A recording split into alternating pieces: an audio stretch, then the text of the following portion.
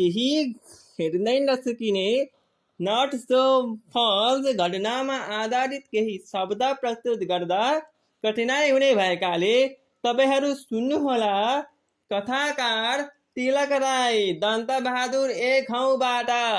कथाकार तिलक राई दन्तबहादुर एक ठाउँबाट कथा सुन्नु अघि गम्भीर हुनुहोस् ताकि यस कथाको भावना बुझ्न सजिलो होस्।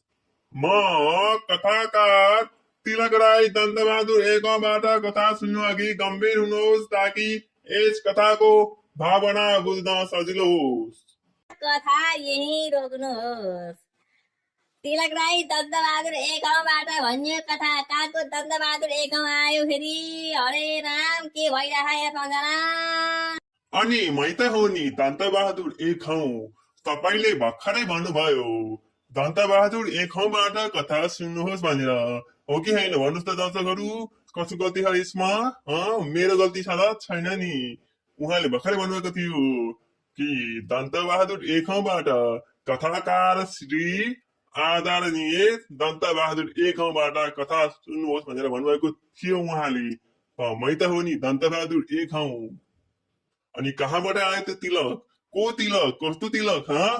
टिका निजा लगाउने तिलक हुनुभएको हो कि कस्तो तिलक हो?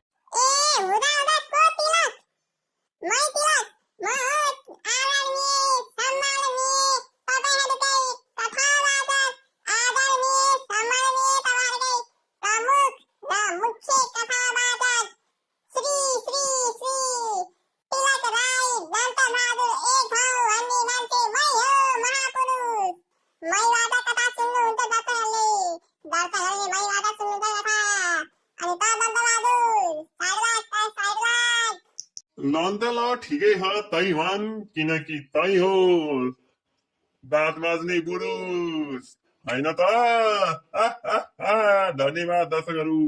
मैले भन्छु भोलि आज भन्छ यही ठुली ठुली ठुली तिलक राई दन्तबहादुर एक गाउँ मै हो त तिलक मात्रै होस्। तिलक राई टिकामा मात्र सीमित हुन्छ दर्शकहरूको माझमा भने मै हुन्छु सीमित, किनकि म हो दन्तबहादुर एक गाउँ।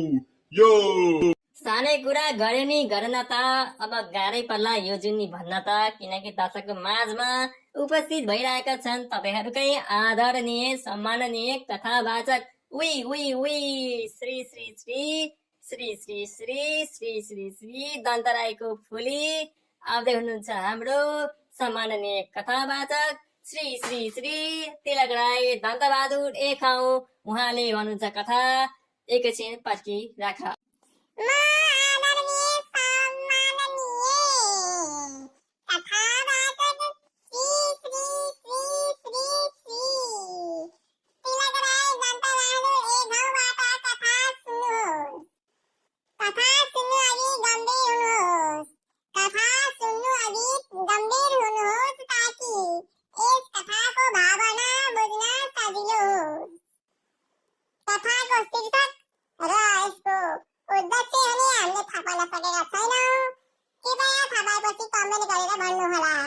राम बहादुरको छाता। डिस्टर्ब गर्ने है यसले, कति डिस्टर्ब गर्छ यो तिलकले।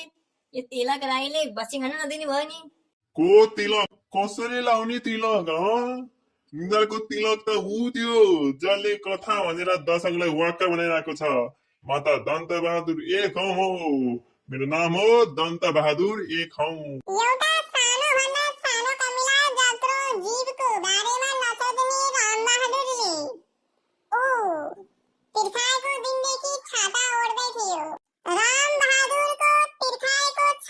भो भो मै भन्छु अब तिमीहरूले भन्न आउनु कथा। म भन्छु कथा, म हुँ जोसुकै हो म, थाहा छैन तिमीहरूलाई, केही पनि चाहिएन, चासो पनि भएन, केही पनि भएन। कथा सुना बस।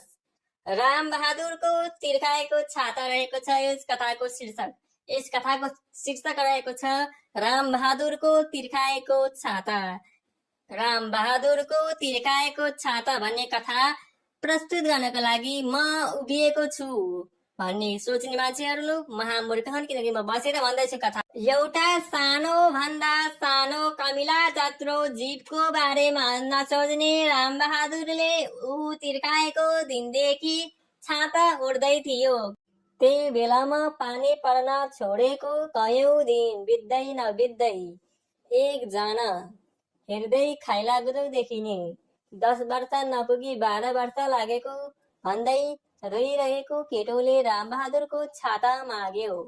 त्यस केटोले रामबहादुरको छाता माग्यो र नलगी भुइँमै मिल्काएर गयो। खै कुनी त्यो केटोले कसलाई मिल्काएछ तपाईले थाहा पाउनुभयो? तपाईले सायद छाता मिल्कायो भनी सोच्नु होला। हुन त रामबहादुरले पनि त्यही कुरा सोच्दै थियो।